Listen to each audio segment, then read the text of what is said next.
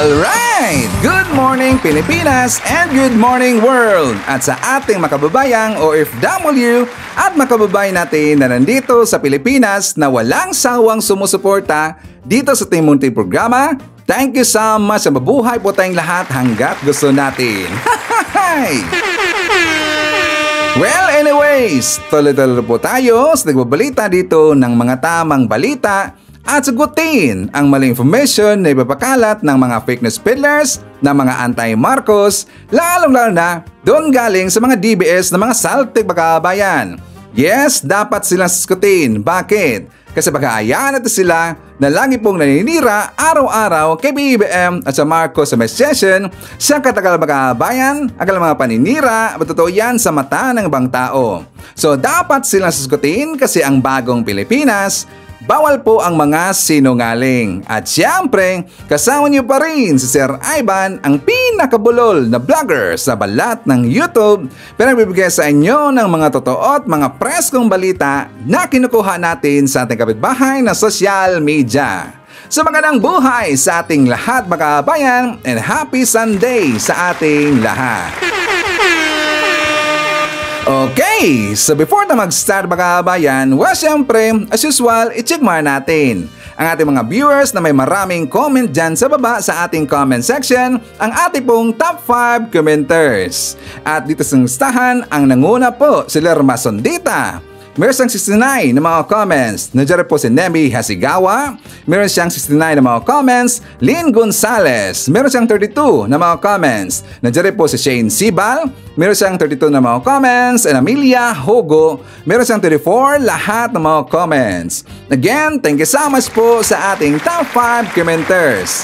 At siyempre, pasalamatan natin ating po mga silent viewer dito sa ating channel. Thank you so much. At siyempre, pasalamatan rin po natin ang lahat ng mga viewers na lagi pong nag-like, lagi pong nag-shares ng ating mga videos, at doon sa ating mga viewers na nag-subscribe sa ating channel. Thank you so much.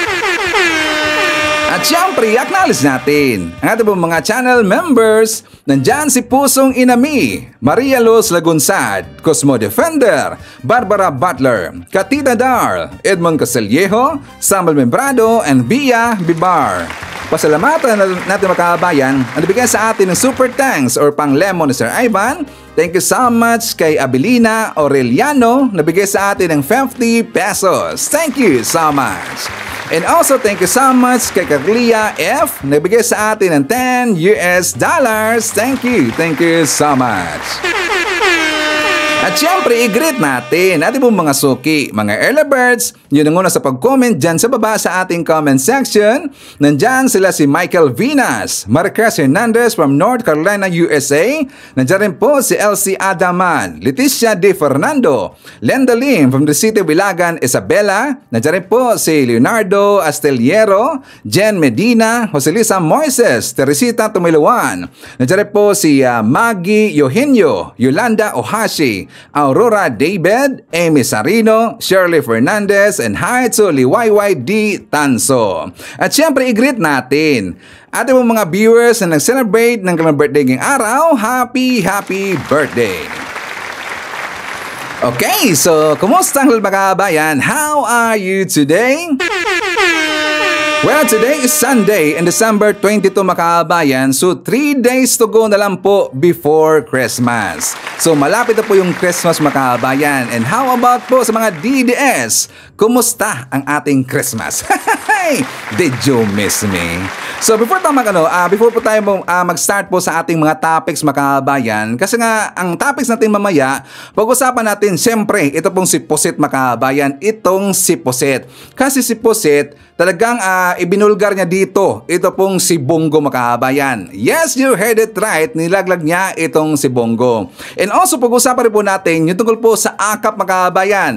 Diba ang mataking ngayon yung mga DDS, yung mga fake news peddlers, ang sinakyan nila ngayon mga kabayan, ito pong tungkol sa AKAP. At meron pong nag-request sa atin, sabi niya Sir Ivan, please pag-usapan daw natin, include natin po sa ating mga topics, yung tungkol sa AKAP. So pag-isahin ho natin po lahat ng topics tungkol po sa AKAP mga kabayan.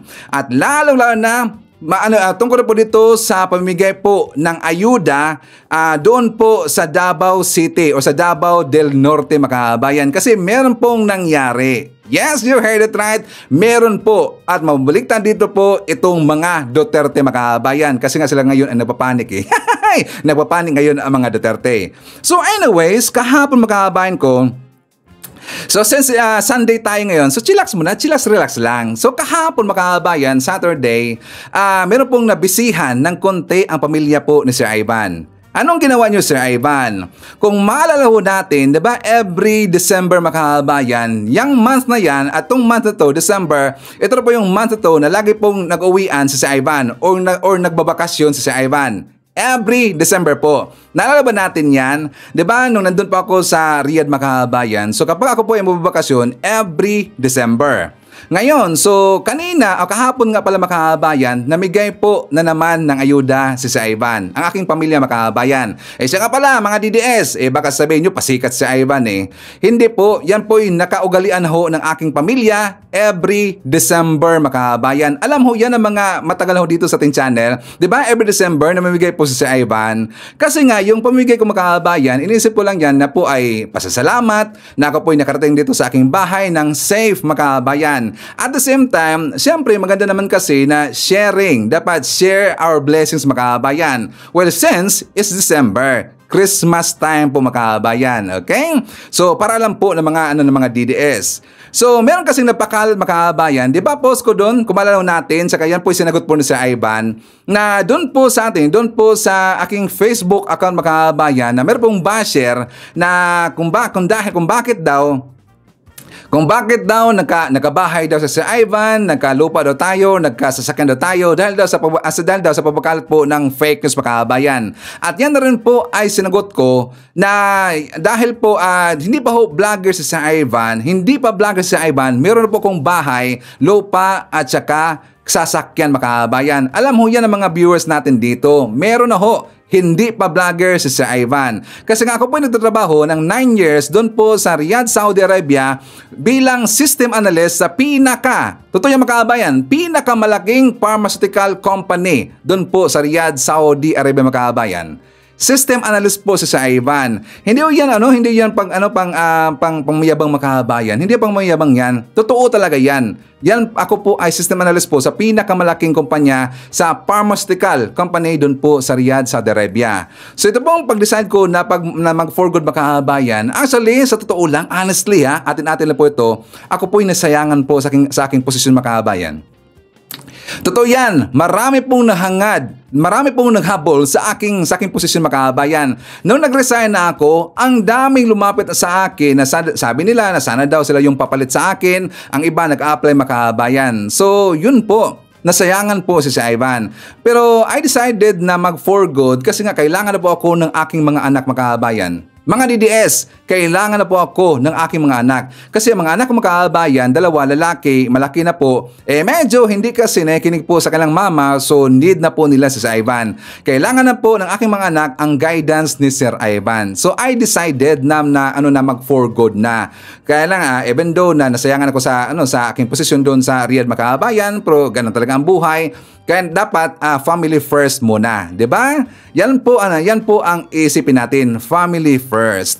So, naisip ko rin po, mga kabayan, so bakit pa ako magtatagal doon sa Riyadh? Meron po akong bahay, meron pong lupa, meron po akong mga properties, meron po akong sasakyan, mga kabayan. Bakit ba kailangan nandun ako?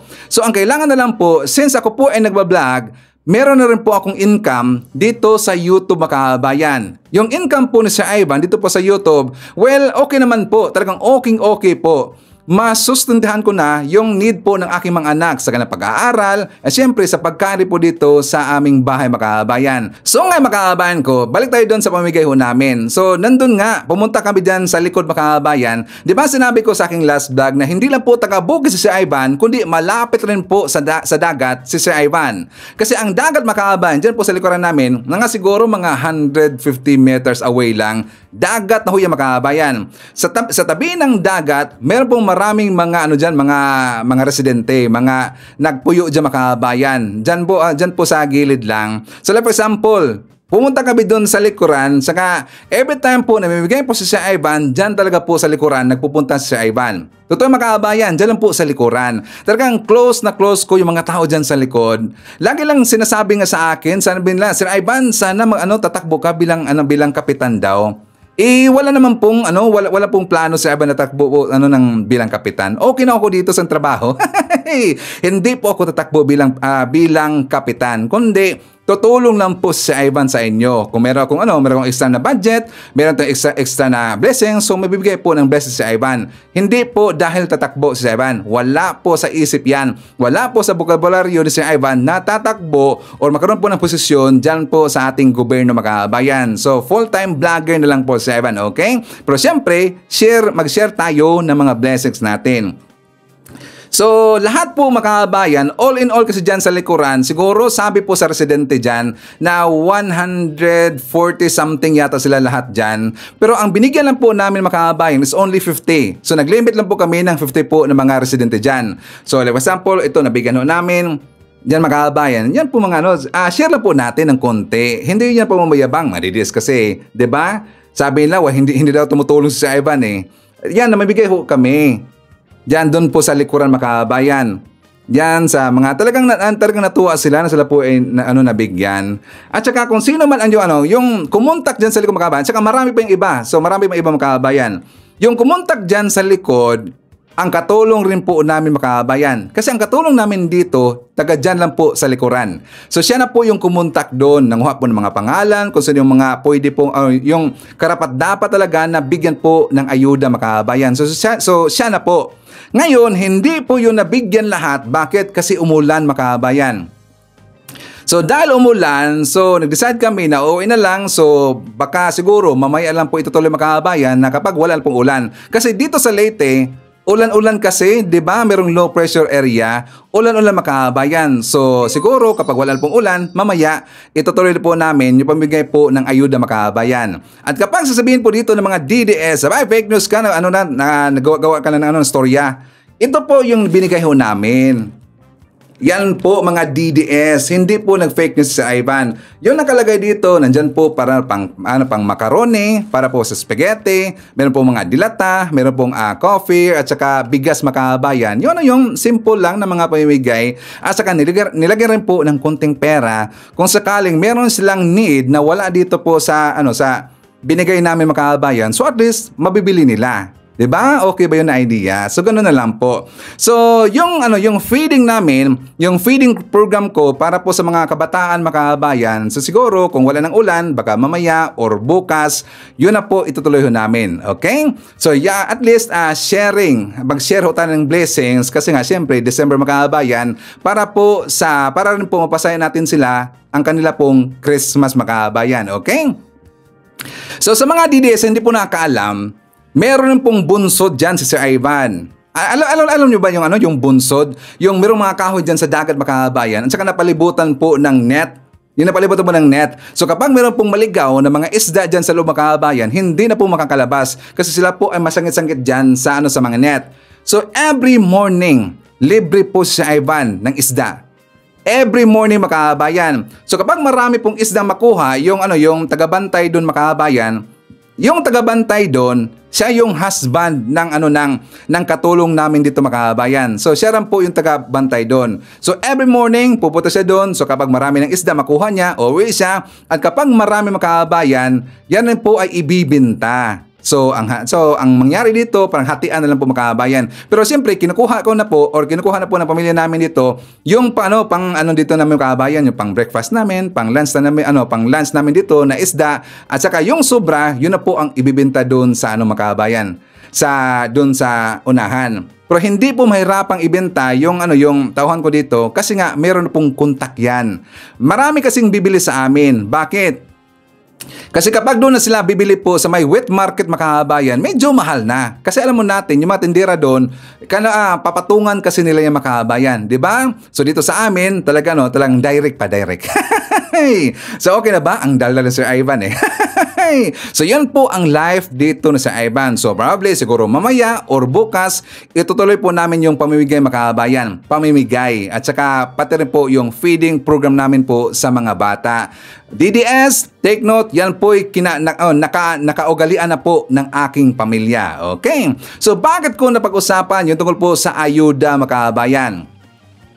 Unahin natin po itong si Sara Duterte. Kasi nga, di ba, tinira niya yung Marcos admin, tinira niya sila si Speaker Martin Romualdez at saka lahat po ng mga nandyan po sa gobyerno natin na nakita ho natin sa mga programa, nakita ho natin po dyan sa iba't ibang lugar na namimigay po ng ayuda mga kabayan. Di ba, yan po ay critics po ni Sara Duterte at hindi lang po si Sara Duterte, pati po ang kanyang mga alipores po ng mga vlogger mga kabayan. Di ba, critics nila, bakit daw lagi namimigay po ng ayuda? Kasi nga, diba ang sabi niya, magkakabayan ko, this is November 20, sa mga nakaalala po, sinabi ho yan last month ni Sara Duterte tungkol ito po sa pamimigay po ng ayuda. Diba sabi niya, Bibi Sara hindi siya sang-ayon sa pagbibigay ng ayuda.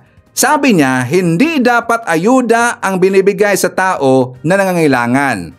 Dapat binibigyan siya ng mapayapang pamumuhay. Dapat binibigyan siya ng oportunidad para makapagnegosyo. Dapat binibigyan siya ng oportunidad na makapaghanap ng trabaho. Diba? Yan po ang sabi po ni Sara Duterte mga kabayan. So ngayon, pwede natin po siyang mabaliktad. Bakit? Makailang beses na po siya namigay po ng ayuda mga kabayan. Diba? May mga ebidensya ho tayo. Makailang beses ho namigay itong si Sara Duterte. For example, yan po sa OBP. Namimigay sila ng ayuda mga kabayan. Dito po, namigay po ng ayuda. Diba? Dito rin po, namigay ng ayuda si Sara Duterte. At saka makailang beses siya, maraming beses siyang namigay po ng ayuda mga kabayan. At kitang-kita ho natin yan sa mga balita. Diba? Ang ibig sabihin, nagiging one-sided. Ang gusto kasi dito po ni Sara Duterte, siya lang yung mamigay po ng ayuda mga kabayan. Correct ba, Ambrong? Diba, DDS? Gusto niya, siya lang po dito ang mamigay ng ayuda. At ayaw na ayaw niya si Speaker Martin Romualdez, yung iba po ng mga nandyan po sa Kongreso, mga congressman na mamigay po ng mga ayuda, ayaw na ayaw nila. Yan po ay sinisiraan nila yung makabayan. Diba? Ang gusto kasi ng mga DDS, only si Sara Poset ang mamigay lang, ang may karapatan na mamigay lang ng ayuda makabayan. Diba? Yan po ang napakapangit na attitude ni Sara Duterte. Isa ho yan mga kabayan. Ngayon, papunta tayo doon sa AKAP. Ang AKAP, yan po ay siyempre, yan po ay ayuda mga kabayan. Yan po ay tulong at malaking tulong ho yan sa ating mga kababayan. So, dito po si Sara, di ba nagsalita siya tungkol po sa AKAP mga kabayan? Not just AKAP, pati po yung, yung AX, pati rin po yung tupad. Kasi according po ni Sara, last month pa rin po mga kabayan, sabi niya, ang vote buying ngayon, nakatago na sa pangalang ayuda. AX, AKAP, tupad. Unang-una, pera nyo yan. Diba sabi niya, pera yan ng bayan. Huwag kayong magpadala dyan. Okay? So, babalikan ho natin sa Duterte admin mga kabayan. Hindi ba nila ginamit ang tupad mga kabayan? Hindi ba nila ginamit yung AKAP rin po mga kabayan? Diba? Tingnan nyo, nandyan ang mukha po ni Bongo mga kabayan. Tingnan nyo, ang daming mukha po ni Bongo, ginamit nila yung tupad mga kabayan, yung AX. Tingnan nyo, nandyan po yung AX, nandyan po ang mukha po ni Bongo mga kabayan. Diba yung tupad, ginagamit po ni Bongo, nandyan po lagi yung mukha po ni Bongo mga kabayan. Ang ibig sabihin, ipinahiya niya dito, itong si Bongo. Dahil po sa kanyang statement na ang vote buying daw ngayon nakatago daw sa pangalan ng ayuda, AX, AKAP at tupad mga kabayan. So ibig sabihin, nag-vote buying rin po itong si Bongo. Correct ba, Amrong? Diba? Lahat ng banat ni Sara Duterte dito po sa gobyerno natin mga kabayan, sa current government o natin, sa Marcos admin, mababaliktad kasi yan. Kasi mas worse pa po ang ginawa ng Duterte admin mga kabayan. Lahat ng banat ni Sara Duterte, meron pong maibalik sa kanya mga kabayan, mas marami pa. Mas mag times 2, mag times 3, mag times 4. Kasi mas worse pa po yung Duterte admin kaysa ngayon po ng mga pamimigay mga kabayan. Pero, pupuntahan natin po yung tungkol sa AKAP. Ito na. So marami kasi nag-request. Sabi niya si Ivan, pag-usapan natin po yung AKAP. Kasi meron pong ipinakalat po na fake news. Ito pong mga DDS, di ba, tungkol po sa PhilHealth, mga kababayan. Tungkol po dito sa PhilHealth, di ba, hindi po nakaroon dito ng zero subsidy ang PhilHealth para po sa next year po na budget, mga kababayan. Zero. So ang pinakalat ngayon ng mga DDS, yung subsidy daw, inilipat daw doon sa AKAP, mga kababayan. Di ba yan po ang sinasabi nila ngayon? Yung subsidy para po sa PhilHealth, nilipat daw, gagamitin daw para doon sa AKAP, mga kababayan. So ayuda na naman. Dahil po ayuda, ang kanilang term ang ginagamit ngayon, mga kababayan, well, ipapakita natin kung ano ba ang naitulong ng AKAP. Kasi 'di ba sabi nila na mas lalo daw ginawang tamad ang taong bayan dahil daw sa AKAP, mga kababayan. 'Di ba yan ang sabi nila? Like for example, ipapakita ko sa inyo. Ito pong post ni Crescent Lorita Cho, mga kababayan. Kasi nga pinaparinggan niya itong si SMR, sabi niya, ayuda is justice daw, sabi ni Bonjing. Tapos dyan po sa taas, mga kababayan, meron po nag-comment dyan, sabi niya, hirap na ang mga tao sa presyo pa lang ng bigas, kapal na mukha. Yan po tungkol sa AKAP, mga kababayan. Kasi ang AKAP, meron pong 26 billion pesos na budget for the next year. 26 billion pesos ang budget po ng AKAP sa next year, mga kababayan. So ngayon, ang post po ni Crescent Lorita Cho, meron siyang ipinakita dito na mga projects ng ating gobyerno at saka gin-compare niya ang cost dito versus sa budget ng AKAP, mga kababayan. Like for example, ang CCLEX, 30 billion pesos ang cost ng mga kababayan. Tapos meron nakalagay dyan sa taas, tapos yung 26 billion pesos ang sa AKAP daw. Malaki, mga kababayan. Dito rin po ang Binondo Intramuros Bridge, only 3.39 billion pesos. Tapos 26 billion ang AKAP, 'di ba? Napansin ba natin mga pages niya, mga kababayan? Yan po ang kumalat ngayon. Sabi dito, Estrella Pantaleon Bridge, cost 1.46 billion pesos. Tapos 26 billion ang sa AKAP. Meron pa, marami, mga kababayan. New Clark City, 13 billion. Ito rin pong Clark Airport Terminal Expansion, 9.36 billion. At saka marami pang iba. Marami silang ipinakalat ngayon ng mga pictures na ganito, mga kababayan. Gusto nila kasi na i-compare kung magkaano yung project na yan versus budget ng AKAP, mga kababayan. Diba? So, ibig sabihin, tinira nila ngayon ng tinira yung AKAP, mga kababayan. Bakit na tinira yan, Sir Ivan? Siyempre, hindi kasi sila nakaupo dito at saka hindi kasi yan nagawa kasi ni Sara Duterte, mga kababayan. Kasi ang gusto na po dito na mamigay po ng AKAP, yung gusto nilang maging presidente, yung presidente po ng imperno na si Sara Pusit, mga kababayan. Kaya sila ganyan. Kasi nga isipin natin, kung si Sara ang presidente, mga kababayan, tapos namimigay sila ng AKAP, do you think magrereklamo sila?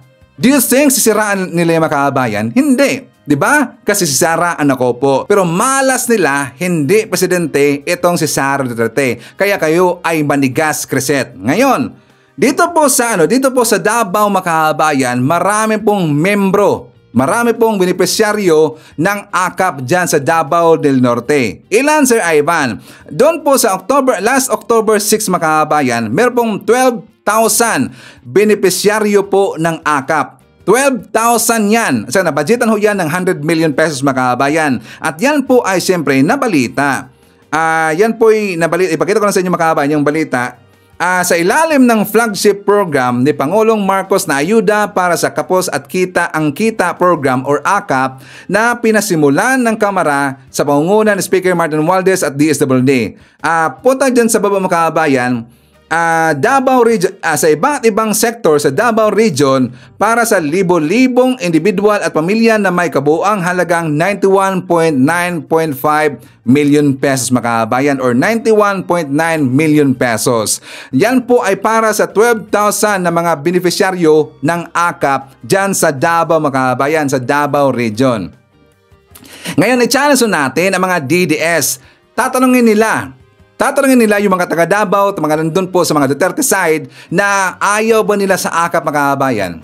Sige nga, i-challenge natin yung mga DDS. Tatanungin nila yung mga nandyan po sa Davao kung ayaw ba nila ng AKAP. I am very sure marami pong membro, marami pong beneficiaryo ng AKAP na DDS, mga kababayan. Siguradong sigurado dyan. Siguradong sigurado tayo na marami pong membro ng AKAP na mga DDS. Ngayon, kung sasabihin nila na ginawa ng tamad itong mga tambay da makabayan dahil sa pamamagitan po ng AKAP, mas lalo dang ginawang tamad. Pero sino-sino ba yung eligible po ng AKAP? Hindi po lahat DDS. Ang eligible po ng AKAP, yung merong trabaho, yung meron silang sweldo na minimum wage earners. Hindi po yung mga hindi po yung mga tamad. Hindi po yun upo-upo lang diyan, tambay-tambay lang diyan, tapos bibigyan ka ng AKAP. Hindi po, may requirements so yan.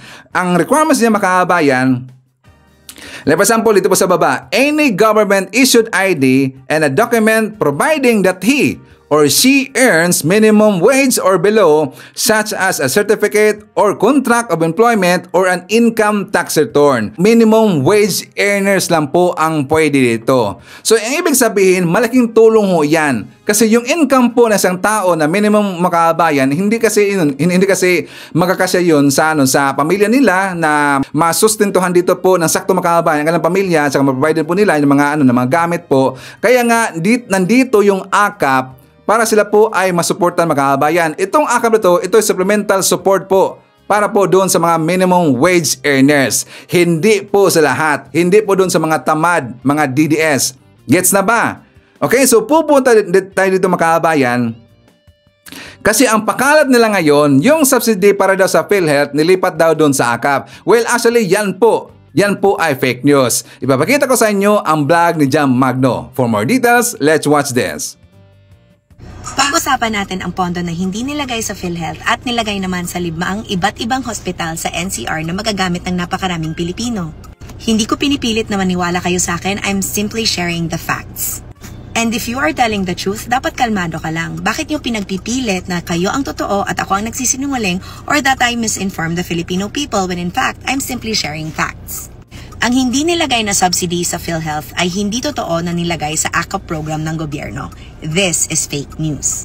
Ang totohanan niyan, ang hindi nilagay sa PhilHealth ay niredirect or nilagay sa 5 malalaking ospital na kailangan din, which is even located in NCR. Number 1, it's the Philippine Cancer Center.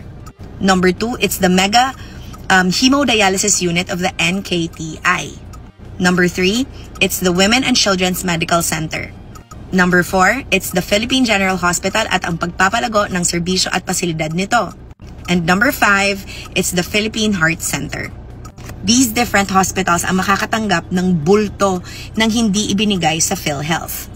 Kasama na rin ang mga general hospitals all over the Philippines located in different regions kasi may mga regional specialty hospitals tayo na kailangan ding paluguin ang kanilang serbisyo at pasilidad. So uulitin ko, ang hindi man nilagay sa PhilHealth ay hindi po napunta sa ibang programa ng gobyerno tulad ng AKAP. That's for another video. Ang PhilHealth po ay hindi nakatanggap ng kanilang subsidy for this year because kailangan nilang ayusin ang kanilang sistema. Kailangan din nilang gastusin ang 600 billion in reserve because they were underspending. So yan nga ba ang sinasabi ko at inexplain ko sa last video ko na ang daming nagkorementado. Sa makatotohanan, hindi naman ho tinatago kung saan nilagay dahil open nga po yan kung saan nilagay yung pera.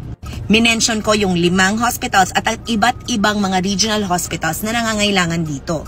Ang problema kasi, pinagpipilit nyo at dinidemonize nyo ang gusto ng gobyerno na ayusin ng PhilHealth ang sistema nila. Sa makatotohanan, 600 billion would mean that PhilHealth can actually give services to the Filipino people for 16 years even without contributions. 16 years is 2.5 presidents, just in case you didn't know. Dinidemonize nyo kasi hindi siya nagfi-fit sa narrative na gusto nyo. If you are telling the truth, all you have to do is be calm about it. If you are telling the truth, which is to inform the Filipino people, hindi dapat kayo nagsuso ng fear at tinatakot nyo ang mga Pilipino na ang hindi paglagay ng subsidiya sa PhilHealth ay ang magpapasara nito, which is also not true.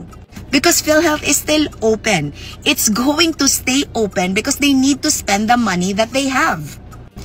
Congress is urging PhilHealth to not only fix their system and to spend their money accordingly, they are also being encouraged to lower the contributions and to widen the coverage.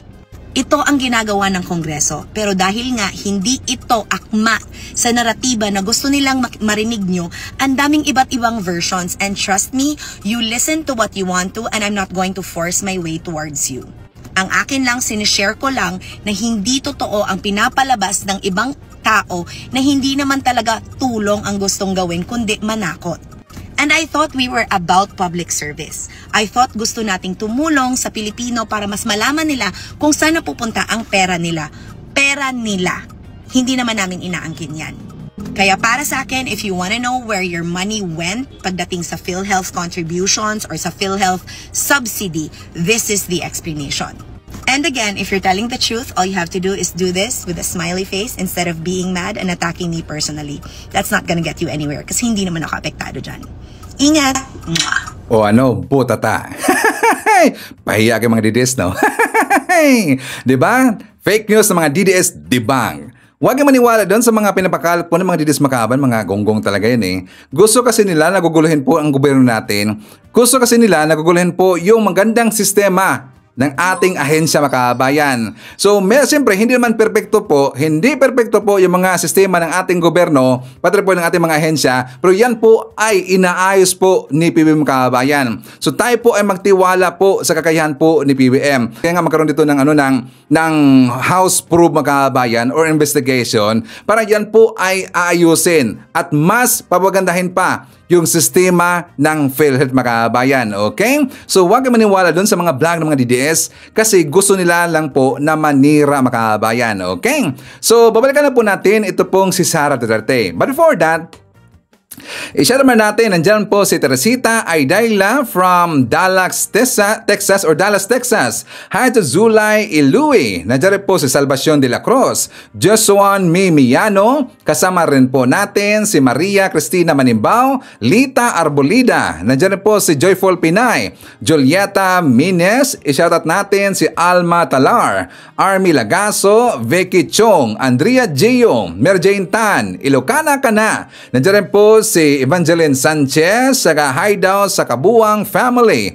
Hi to Winnie Angeles. Tsaka shoutout daw sa mga taga-Samar. Hello po sa taga-Samar. Hi to Jess Tobtor from Galaba, Laguna. Evelyn Garcia, Dylan David. And hi to Margie Yadao from Hong Kong. Okay.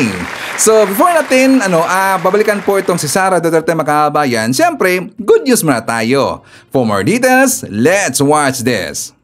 Ang Pasko ay kilala bilang masayang okasyon para sa mga kabataan. Nariyan ang bigayan ng regalo at iba't ibang uri ng aginaldo.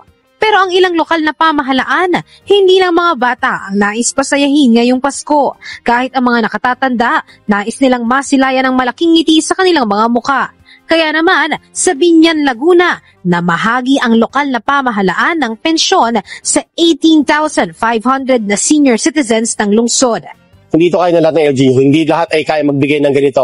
Dahil sa amin kasi special yung senior citizen, PWD, namimigay din tayo, at saka mga solo parents. Meron din tayong programa para sa kanila. Improve po natin mga services para sa ating PWD, solo parents, senior citizens, at saka health services para po sa ating lungsod ng Binyan. Bawat isang senior citizen nakatanggap ng 3,000 piso katumbas ng kanilang pensyon mula Hulyo hanggang Disyembre.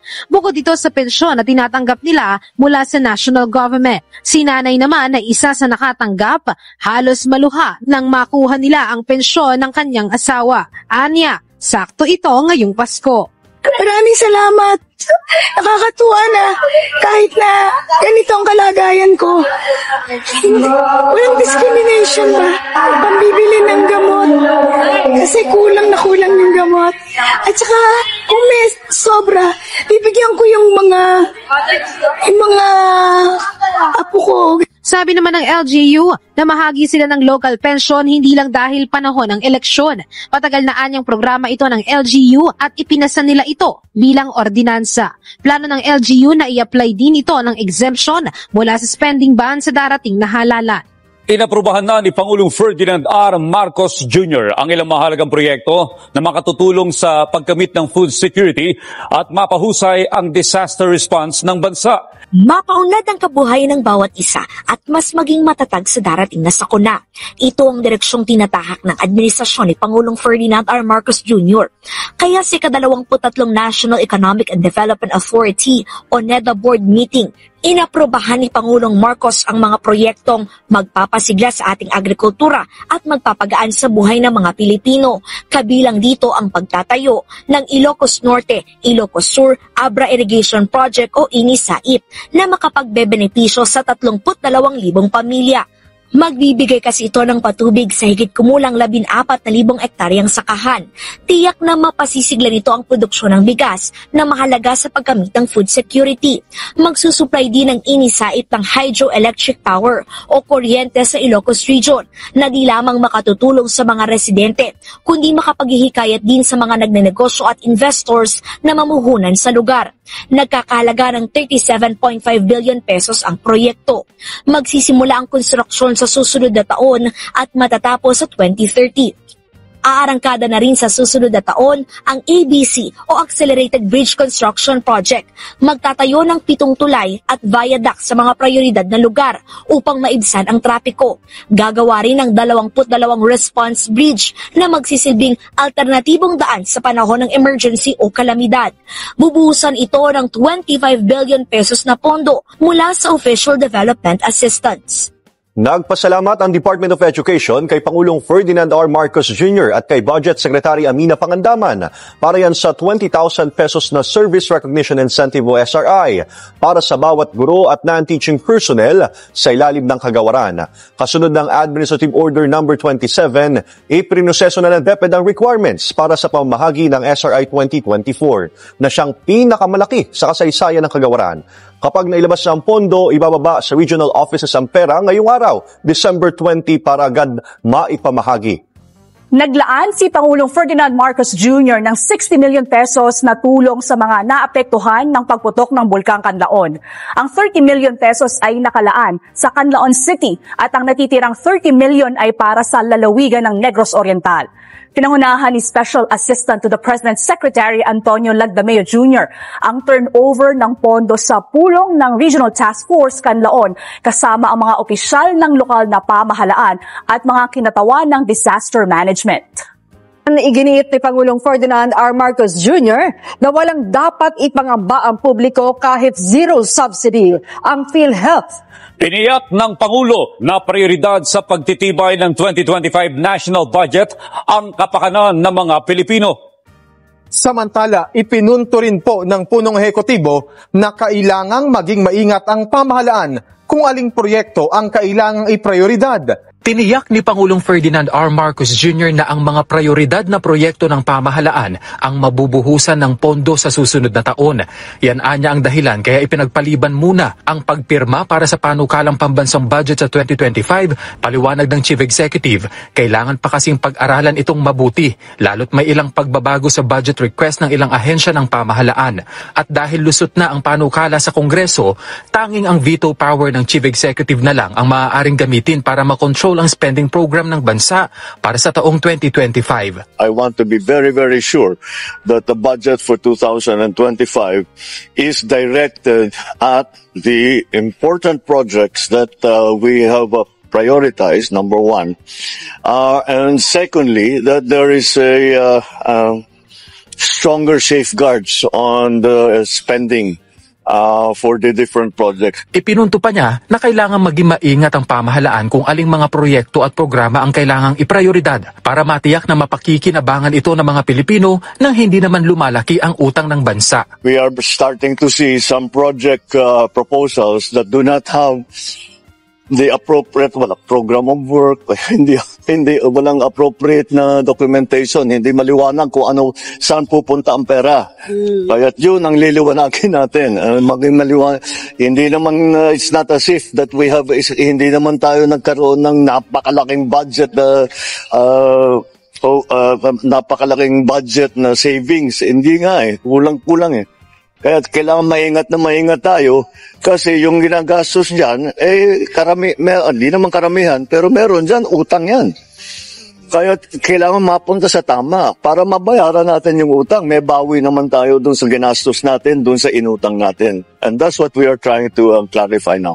Kahapon, pinulong ng Pangulo ang ilang opisyal ng gobyerno para pag-usapan ang pondo sa susunod na taon.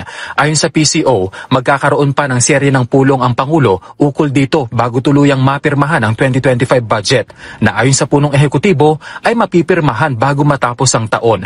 Sa usapin naman ng budget ng PhilHealth, iginiit ng Pangulo na bagaman walang inilaang subsidy para sa budget ng korporasyon sa susunod na taon, pinawi niya ang agam-agam ng nakararami at tiniyak na hindi maaapektuhan ang serbisyong ibibigay ng PhilHealth. At ito ang guarantee ko. Napakasimple lang ang guarantee ko. Kahit may subsidy, kahit walang subsidy, kahit anong contribution, all of these issues, hindi mababawasan ang serbisyo ng PhilHealth. Hindi mababawasan ang bayad ng PhilHealth sa insurance claim. In fact, baliktad. Padadamihin pa namin ang serbisyong ibibigay ng PhilHealth, palalakihin pa namin ang pagbayad sa insurance claims. So, I would like to just assure everybody, huwag niyong inaalala na mababawasan ang serbisyo kahit na kanino. Ipinunto pa niya na balak ng pamahalaan na dagdagan pa ang mga serbisyong ipagkakaloob ng PhilHealth sa susunod na taon. Walang mababawasan kahit isang kusing. Quite the opposite. Dadagdagan natin yan in 2025, mas dadami pa. Ang magiging serbisyo na ibinibigay ng PhilHealth, mas lalaki pa ang magiging payment na ibibigay sa insurance claim. Kaya wag po kayong mag-aalala. Walang mawawala sa serbisyo ng PhilHealth. Mas pinapaganda pa nga namin ang pagpatakbo ng PhilHealth para mas marami pang maibibigay sa taong bayan. O ngayon mga DDS, siguro klaro na ha, walang problema at huwag kayong mag-aalala tungkol dito po sa issue ng PhilHealth. Mas pagagandahan pa ho yan ni PBBM. Okay, so asahan natin yan, sabay next year, mas gaganda pa ho ang serbisyo ng PhilHealth. Kasi yan po ay kukurtin po ni PBBM Makabayan. Okay? So anyway, siya nga pala nakalimutan kong itanong dito. Sino ba ang may gusto? Sino ba ang agree at saka suportado ang AKAP? At sino po yung may ayaw sa AKAP Makabayan? Please i-comment dyan sa baba at babasahin nyo mamaya ni Sir Ivan. Okay, so survey tayo. Sino ba yung okay? Sino ba yung agree dito sa AKAP? At sino rin po ito ang hindi nag-agree sa AKAP Makabayan? So anyways, babalikan natin po itong si Sara Duterte. Kasi nga, di ba, alam ho natin Makabayan na meron pong tatlong grupo na nag-file ng impeachment complaint dito kay Sara Duterte. Kasi nga 'di ba yung una, ang grupo nila ni Trillanes Makabayan. At second, yung file po yung grupo nila ni Franz Castro. So yung latest Makabayan, nag-file po ng impeachment complaint kay Sara Duterte kasi nga tatlo na lahat yung pong grupo ng Kaparian Makabayan. Diba? So dahil nga nag-file po ng impeachment complaint yung Kaparian Makabayan, so siyempre yun po kagad po ay sisiraan ng mga DDS na nabayaran daw yung mga pare.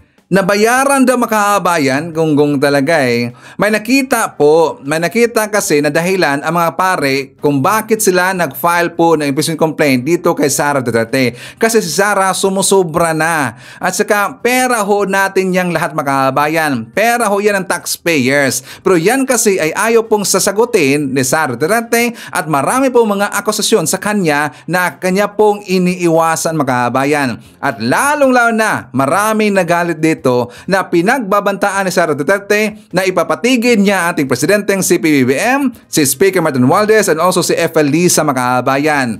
At saka itong ginawa niya, marami hong nagalit Makabayan. Hindi lang po yung mga karaniwang tao, pati rin po siyempre yung mga Kaparian Makabayan kasi hindi yan nagustuhan nila at ayaw po nila ng isang vice-presidente na meron pong ganong klaseng ugali Makabayan. Ano ugali, Sir Ivan? Merong issue po sa utak.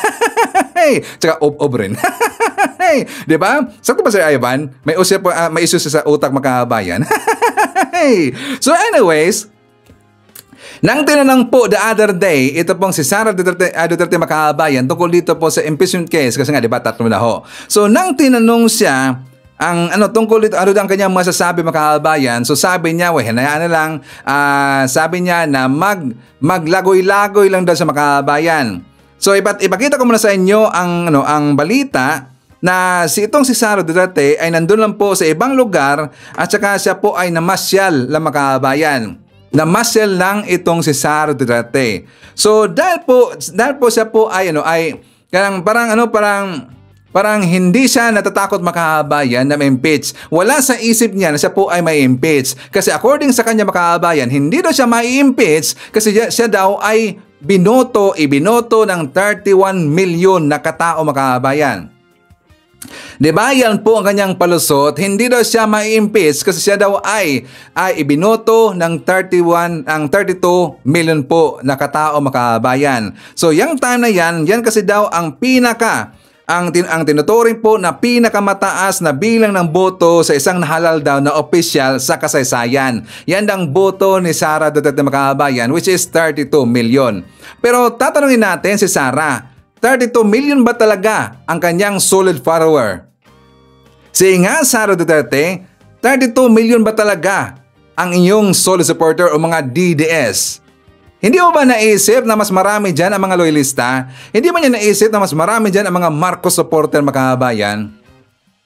Diba? Baka nga hindi nga abot ng milyon ang bumoto sa kanya makabayan. And the rest na 31 million, yun na po yung mga Marcos supporter and also mga loyalista. Sa kanya, hindi umabot po ng milyon makabayan. Diba? So, dahil po sa statement ni Sara makabayan, siya po ay sinupalpal ng taga-Comelec. According dito sa balita, BP Sara di uubra, panangga ang 32 million boto para di ma-impeach.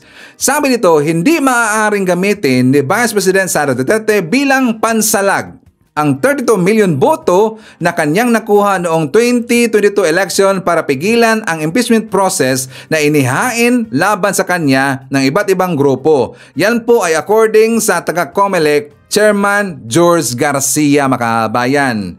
Hindi magagamit ni Sara Duterte ang 31 million na boto niya. Kasi iba po yung impeachment case makabayan. Diba? Sino ang may gusto dito na dapat na pong ma-impeach itong si Sara Duterte?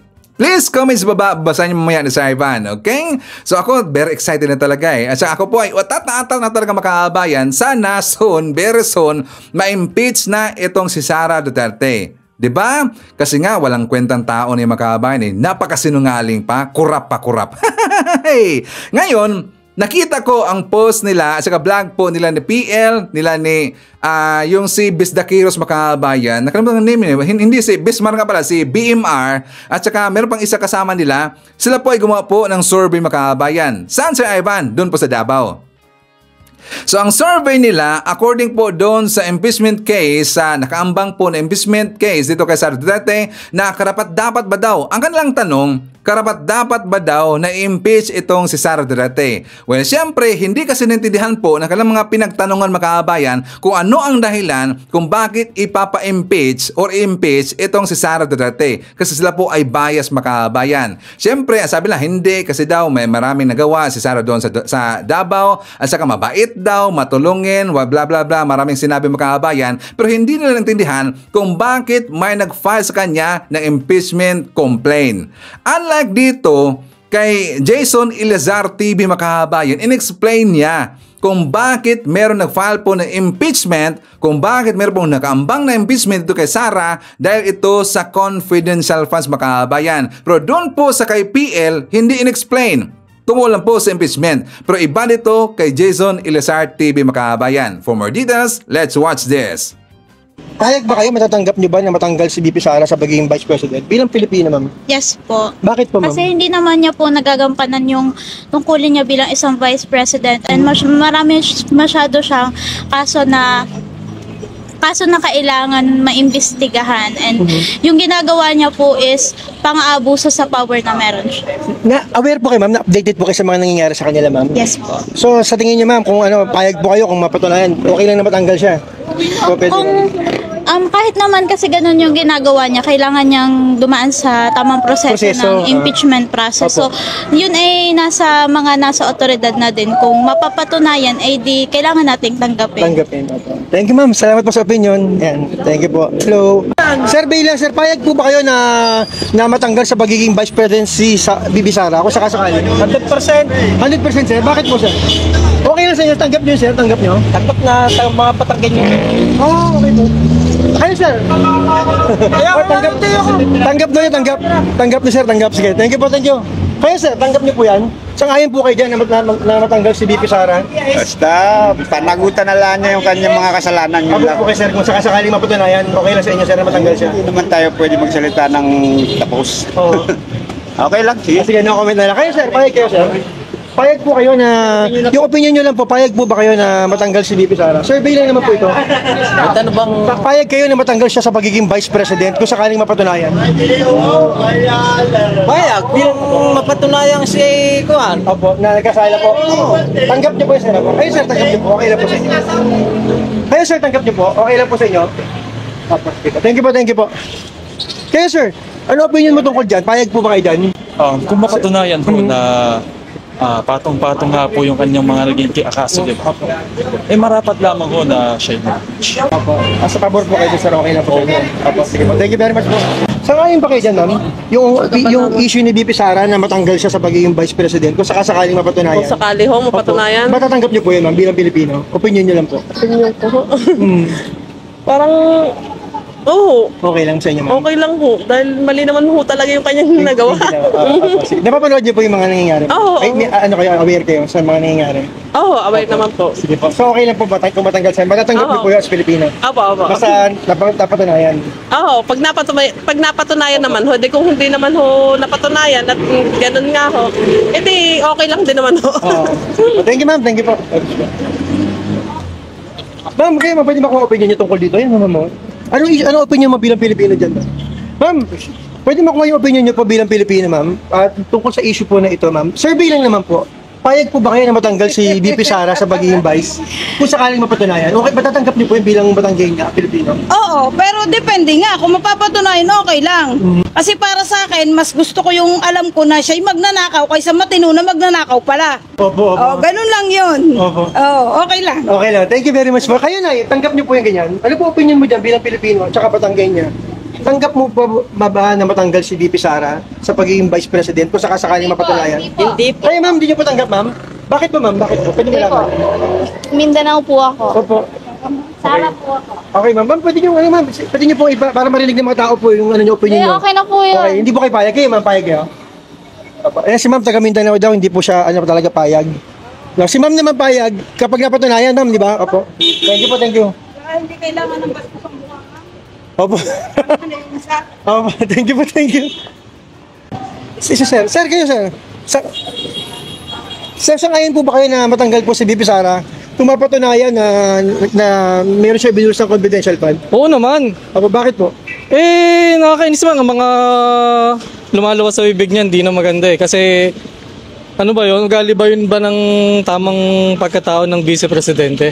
Kasi siya dapat yung may magandang example para sa ating bayang Pilipinas. Pero kung ganyan ang ugali niya, dapat lang at kung mapapatunayan okay lang talaga nagnakaw siya, papayag ako. Yung sa confidential fund, sir? Okay lang sa'yo? Yung grabe naman yun. 11 days, naubos niya yung milyones ng taong bayan, di ba? So, oo, dapat matanggal pagka talagang nagnakaw siya. Thank you po, sir, sa opinion po, sir. Thank you po. Pabor po ba kayo dyan sa issue na yan na matanggal si BP Sara? Kung mapatunayan po yung confidential fund, tanggap niyo po na matanggal siya kung sakasakali bilang Pilipino? Bilang Pilipino? Kung nagkamali kung niloko niya ang bayan, bakit ang hindi? Okay lang po na matanggal siya para sa inyo kung talagang napatunayan. Pero dapat sa proseso. Yung tamang proseso. Opo. Kayo, sa ganun din po ang opinion niyo po? Yes. Salamat po sa opinion. Due process. Due process. Kung mapatunayan na talaga nga, okay lang. Kahit matsugi siya, okay lang. Dapat lang. Kung mapapatunayan. Thank you po, sir. God bless po. Salamat po. Boss, survey lang. Okay lang ba, sir? Sir, ano opinion mo rito bilang Batanggenyo? Sang-ayon ka ba rito, sir, na matanggal si BP Sara kung mapatunayang binulsa niya yung confidential fund? Sang-ayon ba kayo dyan, sir?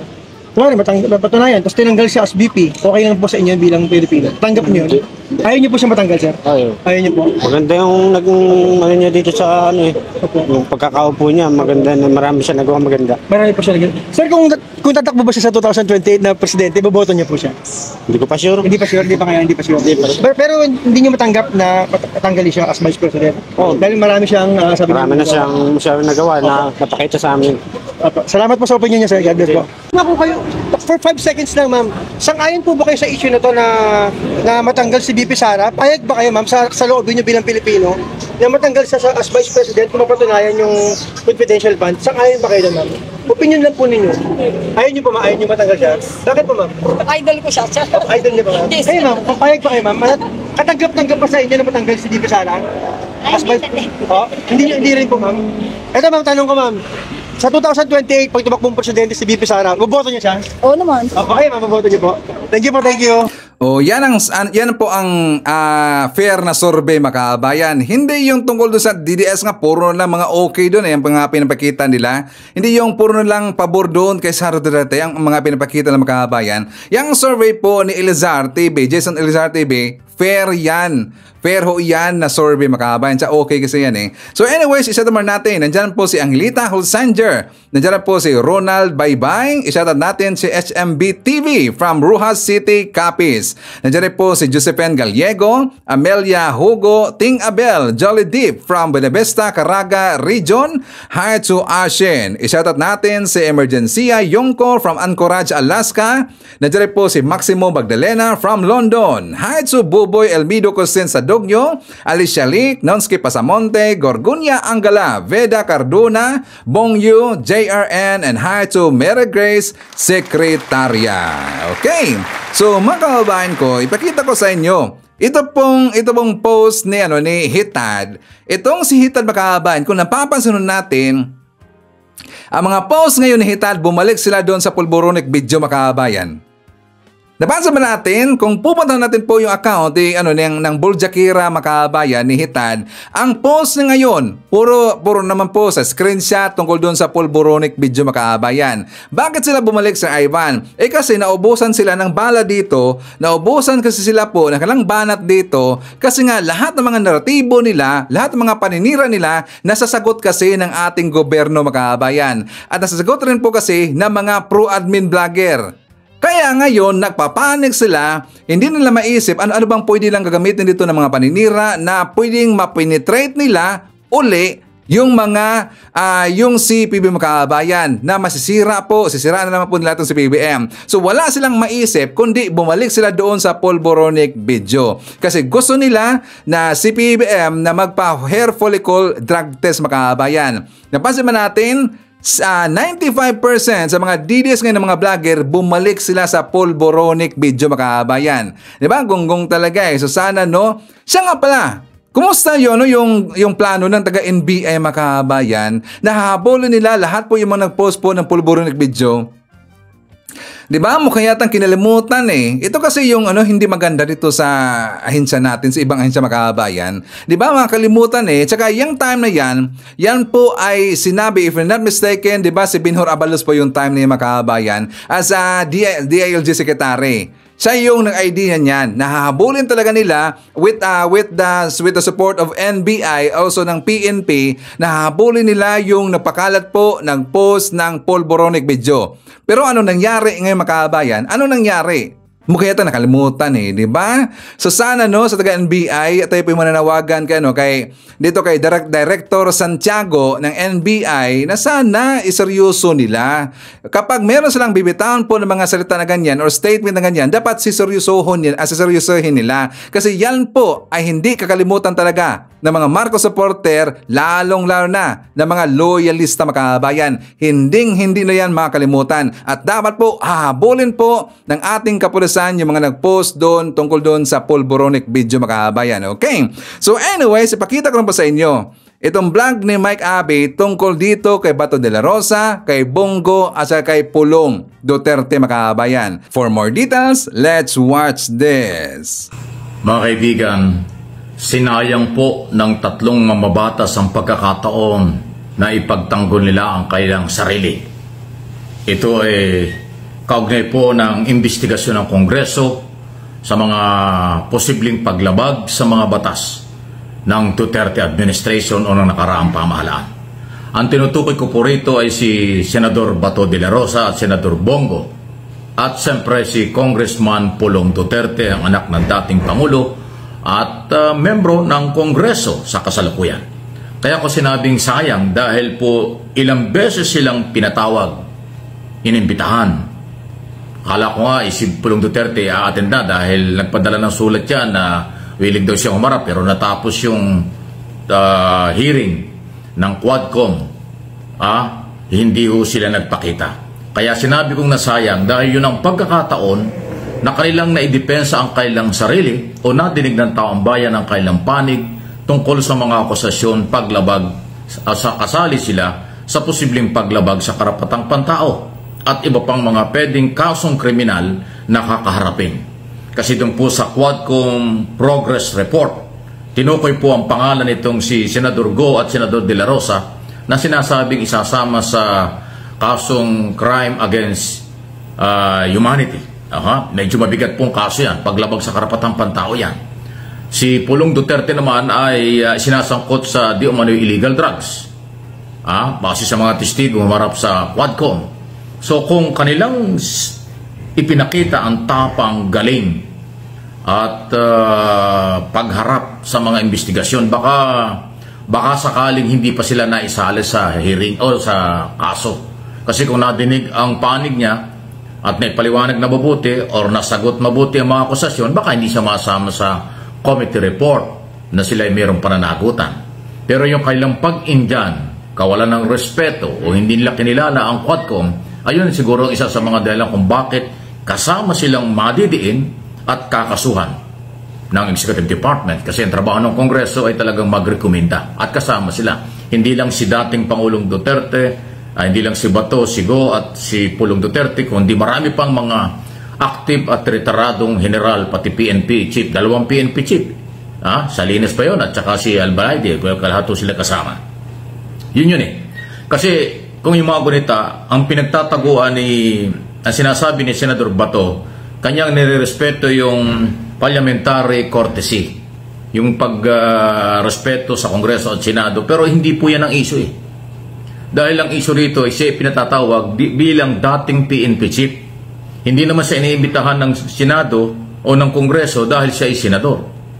Sila ay mga dating opisyal, katulad ni Bongo, kaya siya iniimbitahan at bigyan ng paliwanag kasi dati siyang special assistant to the president. Yung nakaraang gobyerno po ang gustong alamin sa kanila o itatanong sa kanila kung ano ang kailang kinalaman. Hindi naman ang kasalukuyan. Hindi yung kasalukuyang pagiging senador nilang dalawa ang issue. Kung hindi yung kailang mga dating posisyon na baka may kinalaman sa mga di umano may paglabag sa karapatang pantao. Ito naman si Pulong, ito matindi dahil kasi member ng Congress. Actually, hindi na siya kailangan ipatawag kasi ang congressman allowed mag-participate sa mga hearing. Kahit hindi ka member ng komite. Kung member ka ng komite, obligasyon mo yun. Hindi ka naman dumating. 13 hearing. Ni Anino, hindi nagpakita si Pulong Duterte.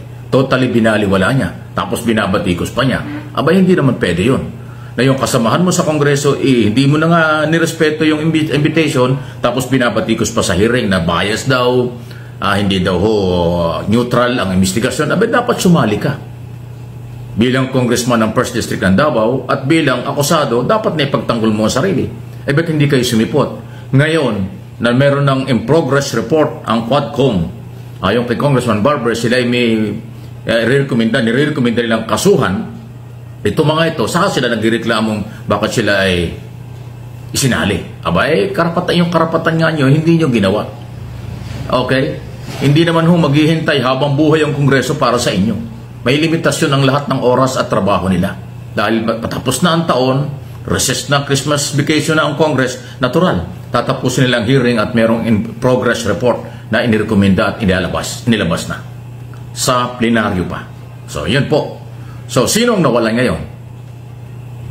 Silang tatlo na mga mambabatas. Kasi yung power nila, yung kailang authority, karapatan, hindi nila ginamit. Kasi kung ginamit nila yung pagiging senador, humarap sila sa hearing, matapang sagutin ng mga akusasyon, yung pagiging congressman ni Pulong na hinarap niya, wala silang problema. At least yung yung mga tao, kung ano man ang kailang paliwanag, maaaring makaisip, magdalawang isip kung maniniwala sila o hindi sa mga testigong nagdiin sa kanila. Pero dahil hindi nila sinipot, binatikos pa ang komite, ang pananaw ngayon ng mamamayang Pilipino sa buong mundo, especially yung nakatutok sa hearing, meron silang pananagutan, meron silang pagkukulang. At yun din ang aking observation dito sa aking mga channel, MA Pinoy TV at Mike Abby Opinions. Sila yung hindi nila ginawa ang kanilang karapatang ipagtanggol ang sarili. Ngayon, kung makakarating sa korte na lang. Kaya lang, kaso na yun. Abala yan at saka ibang issue pag kinasuhan ka na. Dito, public hearing and aid of legislation, alam naman nila yan. Kung humarap sila at nakipagtagisan sila ng talino at paninindigan doon, makukuha ng tao ang kanilang side o kanilang panig tungkol dyan. So, kayo rin ang may kasalanan. Anong inyong masasabi dyan? Di ba? Ano man ang investigasyon and aid of legislation sa Kongreso at Senado, pag inimbitahan kayo, kahit kayong mga membro ng Kongreso at Senado, dapat nire-respeto nyo. Huwag kayong magtago sa parliamentary courtesy dahil yan ay limitado ang galawan. Kayo naman ang mawawalan, hindi ang taong bayan. Kayo ang mawawalan, hindi ang nag-iimbita. Dahil ang komite ay legal. Ang hearing. Walang batas na ginagawa, walang batas na magagawa kung walang hearing. Kaya in aid of legislation, oversight function, ayan ay legal na legal. Kung hindi alamin ng congressman at senador, paano pa kayo naging senador at congressman? Kami nga, alam namin yan Alam din yan ng mamamayan. Kaya pinapaliwanag ko doon sa hindi pa nakakaalam, yun po yung authority ng bawat isa sa kanila. Okay? So, anong inyong masasabi dito? Ngayon, meron pang hirit ngayon si Pulong Duterte. At siya daw ay willing humarap sa mga investigasyon basta neutral at hindi bias. O nakita mo? Hindi ka pa nga humarap kahit minsan. Inakusahan mo ng bias. Ngayon gusto mo magpa-imbestiga o tatawagin ka. Pero meron ka palang pagdududang bias. Neutral. Dapat hindi ganoon. Pag ikaw ay haharap sa hearing o gusto mong magkaroon ng pagkakataong yung side mo ipaliwanag mo, huwag mong aakusahan yung mag-iimbestiga. Talagang pare-parehas kayong pamilya, no? Parang ang babaw na yung tingin sa mga nag-iimbestiga, katulad ng iyong kapatid na Vice President. Walang respeto sa NBI, 2 beses na imbitahan, hindi rin dumating. At nagpadala pa ng sulat para nangihingi ng advance na mga tanong, questionin. Ano yun? Tapos ito naman, gusto nyo magpa-imbestiga, may condition pa. Hindi naman kayo above the law, mga Duterte. Merry Christmas po sa inyong pamilya, hindi po kayo above the law. No one is above the law. Yan po ang kailangang inyong ipairal. At kayo kasama dapat sa nagpapaliwanag sa taong bayan. No one is above the law. Pero dahil nga ang record nyo at dun sa akusasyon ng mga hearing sa Quadcom at iba pang mga hearing, lumalabag sa karapatan ng tao, kaya hindi nyo pinapansin yung no one is above the law. Ang piling nyo ay kayo masusunod kung ano man gusto nyo gawin. Ay, hindi pwede yan. Whether lang ang kapangyarihan, whether lang din ang pagkakataon. Pag hindi nyo kinuha yung pagkakataon yon, kayo ang nawalan. Kayo ang mawawalan. Hindi ang mamamayang Pilipino at hindi ang mga nag-iimbestigang naaayon sa legal at maayos na proseso ang kanilang ginawa. Ang magsasabi lang hindi maayos yan ay yung inyong mga kakampi at kayo mismo kasi saradong isip nila. Okay, so kasama rin po natin si Liza Dakotanan Candido, Mercy Ancheta, Derek Erwina Argilles, Apple Nash, Marina Columa, Roben Basinga Salindong, Ivy Alfonso, Maan Shen, nandiyan po si Teresito Lu, Shimezo Elvi, Nida Grace Gningkong, hi to Emerald Gemini, Aida Lopez and Suwan, Dimple Rain S. Rabines, Elsa Hoffman, and hi to Merly Pasquito. Okay, so mga kabayan ko, yan ating manakalap ng mga balita ngayong araw. Kung nakaabot ka po sa portion na to, sana nakapag-like na ho tayo. Libre po ang mag-share. Libre din ang mag-subscribe. Again, maraming salamat sa mga viewers na hindi nag-skip ng ating mga commercials. Thank you so much. And before natin tatapusin ating programa ngayong araw, sana sabayan nyo si Sir Ivan para sa ating live messaging prayer. Panginoon, salamat po sa pagbibigay mo sa akin ng panibagong araw. Alam ko pong binabantayan mo ako buong gabi. Panginoon, ang buong buhay ko po ngayon ay puno ng pag-asa. Alam ko pong hindi mo ako iiwan. at patuloy mo akong sasamahan at gagabayan. Kapag nakatagpo po ako ng mga problema at kapag nakakaramdam ako ng panghihina ngayon, mangyaring tulungan mo po akong malampasan ang mga hadlang. Naniniwala ako sa iyong plano. Alam ko po, Panginoon, na magiging mas mabuti ang araw na ito dahil nagbabago ang lahat kapag ikaw ay aking kasama. Salamat po, Panginoon. Ang lahat ng ito ay aming sama-samang panalangin sa ngalan ni Kristong aming Panginoon. Amen. So maraming salamat mga kababayan, and I hope to see you again on my next video. Rocking around the Christmas tree at the Christmas party hop. Mistletoe hung where you can see every couple wants to stop. Rocking around the Christmas tree, let the Christmas spirit ring. Later we'll have some pumpkin pie and do some